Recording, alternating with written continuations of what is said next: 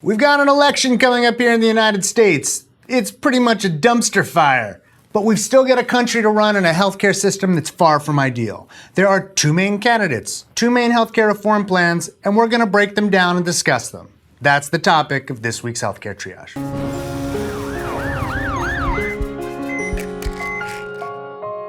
Let's own that I'm human. I have my own political views, and that's okay. I'll do my best to keep those views out of this episode, but if you follow me on Twitter, you know where I stand in this election. And I'm never going to convince those of you who disagree, but what I am going to say in this video is not in any way related to my vote. This is a policy-based episode. All right, by random coin flip, we're going to do Hillary Clinton first. If you go to Hillary Clinton's website, she's got a 9-point plan for healthcare reform. Let's wade in. Number 1. Defend and expand the Affordable Care Act, which covers 22 million people. Okay, this is the starkest difference between Clinton and the Republicans. She believes the ACA has improved things, and she wants to go further. She proposes a public option by which people 55 years or older could buy into Medicare. That's somewhat interesting. It could actually lead to lower per-person spending in Medicare because people 55 to 64 in general are healthier than people 65 years of age or older. On the other hand, it's not clear how much this would cost individuals, how much adverse selection might occur, in other words, sicker people going in a different direction than healthier people, and many conservatives will hate this expansion of a federal healthcare program. Number 2, bring down out-of-pocket costs like copays and deductibles. All right, this is one of those things that sounds great but ignores the trade-off. As we've discussed in previous videos, coverage that has lower copays and deductibles almost always has higher premiums. People choose the plans with more cost sharing, i.e. the silver or bronze plans, because the gold and platinum plans are too expensive. The only way I can think to accomplish this goal without making people pay higher premiums is for the government to increase the subsidies, which will cost taxpayers more money. Number 3, reduce the cost of prescription drugs. Clinton wants to use the large purchasing power of the federal government to negotiate with companies for lower Medicare prices. But what about the rest of us? She says she'll encourage generics and competition. She'll stop excessive profiteering and marketing costs. The devil will be in the details, of course. Clinton will allow Americans to import drugs from abroad, which will make pharma go crazy.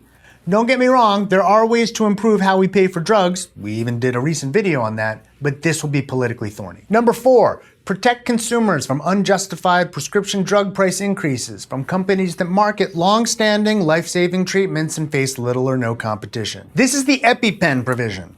Clinton proposed creating a new consumer protection group to monitor existing therapies. She calls for emergency importation of alternatives when necessary. She also proposes penalties for bad behavior. This might actually get some traction. Number 5, fight for health insurance for the lowest income Americans in every state by incentivizing states to expand Medicaid. Clinton believes in Medicaid and its expansion through the ACA. She wants to get states that have refused to go ahead and accept it to do so. And if you watch Healthcare Triage, you know we think that's a good idea. Poor adults in refusal states are completely screwed at the moment, and this would fix that. Number 6, expand access to affordable healthcare to families regardless of immigration status. Let's be clear. Clinton isn't saying that undocumented immigrants should get subsidies or free care. She's saying that she wants to let them purchase insurance on the exchanges with their own money. That seems reasonable. We're gonna pay for their emergency care in the emergency department, so why not let them buy protection on their own? This one has always baffled me. Number 7, expand access to rural Americans who often have difficulty finding quality, affordable health care. We covered telemedicine in a recent Healthcare Triage. Clinton wants to expand its use through Medicare and other programs. Watch that episode. This seems like a good idea, especially for people in rural areas. Number 8, defend access to reproductive health care. Clinton wants women to have better access to preventive care and affordable contraception. Both are Healthcare Triage approved. She also wants women to have access to safe and legal abortion, which clearly people will support or oppose based on their beliefs. Number 9, double funding for community healthcare centers and support the healthcare workforce. The trade-off here, of course, is that costs money, and your support for it will vary. I'm in the healthcare workforce, so clearly I'm biased. Donald Trump has a 7-point plan. Onward! Number 1, completely repeal Obamacare. Enough said. He goes on to say that we have to eliminate the individual mandate, which is odd, because if you repeal Obamacare, there wouldn't be a mandate anymore. He doesn't say what'll happen to the 20 million people who've gained insurance with the Affordable Care Act. Number 2, modify existing law that inhibits the sale of health insurance across state lines. I'm gonna spend a little bit of extra time in this one because it won't ever go away. Right now, there's nothing stopping an insurance company from selling policies in every state in the nation. They just have to create policies within each state to comply with local laws. Many insurance companies do this, finding a way to be profitable in each of the markets. This is the first real problem with the sell insurance across state lines argument. If you support this, you're effectively telling states that they cannot make their own decisions. They can't set any standards for themselves locally. They have to abide by the decisions of other states when it comes to insurance. Because make no mistakes about it, if you remove all of the state regulatory boundaries, all the insurance companies will set up shop in the state with the fewest regulations and start to sell insurance nationally. This is exactly what happened with the credit card industry. Plus, insurance companies don't want to do this. The way they hold down costs is to create networks of doctors. These are local. If you live in Indiana and you buy a plan in Texas, it'll likely have a network of doctors in Texas that will be of no value to you in Indiana. That's why this doesn't work. Number 3, allow individuals to fully deduct health insurance premium payments from their tax returns under the current tax system. This is an attempt to uncouple insurance from employment. I fully endorse that. Right now, insurance is only tax deductible if you get it through your job. Wonks hate that. But because Trump makes this a deduction, not a credit, it'll be worth much more to rich people in higher tax brackets than those in lower tax brackets. And for the about half of Americans who don't pay any income tax, it'll be worth nothing. So good in spirit, in implementation. Number 4, allow individuals to use health savings accounts or HSAs. They can. I don't get this one. HSAs are widely accessible in the exchanges. Don't believe me? I just quoted the Manhattan Institute, which is a conservative organization. So I don't know what Trump wants here. Number 5, require price transparency from all healthcare providers, especially doctors and healthcare organizations like clinics and hospitals. I think this is a great idea. I don't know how it will be implemented in practice. See, again, insurance companies lower costs by negotiating with providers for better deals and then steering their beneficiaries to those providers. So which prices do providers make transparent?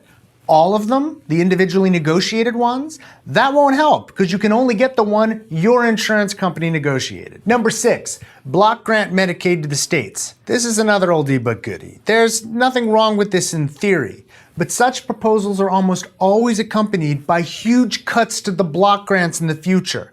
That means you have to reduce beneficiaries, reduce coverage, or reduce payments to providers. If you want to do any of those things, say so. But hiding it behind block granting is smoke and mirrors. Number 7, remove barriers to entry into free markets for drug providers that offer safe, reliable, and cheaper products. This would be great. Clearly, the devil's in the details, but more safe, reliable, and cheaper drugs would be awesome. The nonpartisan RAND Corporation and the Commonwealth Fund ran the numbers on these two plans, or at least what they could guess about them, much like we just did. They found that the full Trump plan would increase the number of uninsured by 20.3 million people, increase out-of-pocket spending, and increase the deficit by $5.8 billion. The full Clinton plan would decrease the number of uninsured by 9.1 million people, decrease out-of-pocket spending, and increase the deficit by $88.5 billion. Trade-offs, people. Make your choice on November 8th. We recognize that there's a lot to talk about with healthcare proposals. More than we can say in a few minutes during a Healthcare Triage episode. We're going to put some links below to pieces I've written in a number of places that talk about these things if you want to read more. Please do.